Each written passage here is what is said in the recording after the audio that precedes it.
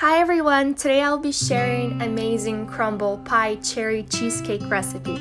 This one is so delicious and I can't wait for you to see, so let's get started. We will need 80 grams of room temperature butter, that's about 3/4 of a stick, half of a cup of sugar, blend that together with the mixer.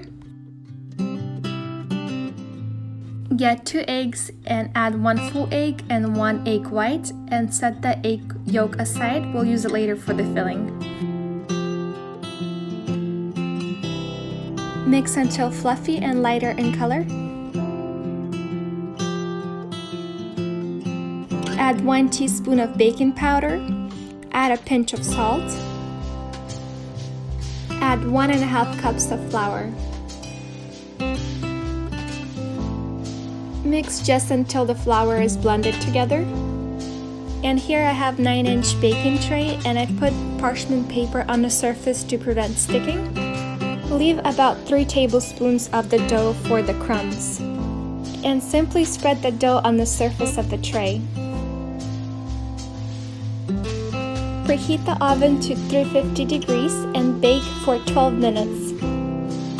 And now it's time to prepare the cheesecake filling. We'll need 1 egg yolk, 1/3 of a cup of sugar. Mix that together. Add half of a pound of cream cheese, that's 226 grams, and mix until everything is incorporated. Add 2 tablespoons of cornstarch. You can also try substituting this with flour. And give it a quick mix. I pulled out the pie crust from the oven and I'm gonna make holes with a fork all over the surface. Here I have 3 cups of thawed cherries, that's about 350-400 grams. And I'm gonna spread that all over the surface of the pie crust, and it's very important to drain all the juice from the cherries. Spread the cheesecake filling over the cherries evenly. And here I have the dough left from earlier. I'm adding half of a cup of flour and mixing that together. And that will give us perfect crumbs to cover the top of the pie.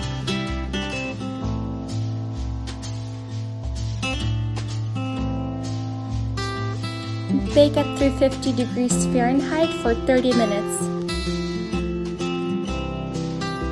I like to let it cool down for 5-10 minutes and then go with the knife around the edges to release any steam, and that will also help to remove the top part of the tray. Let the pie cool down to room temperature and then chill in the refrigerator for 1 or 2 hours and enjoy.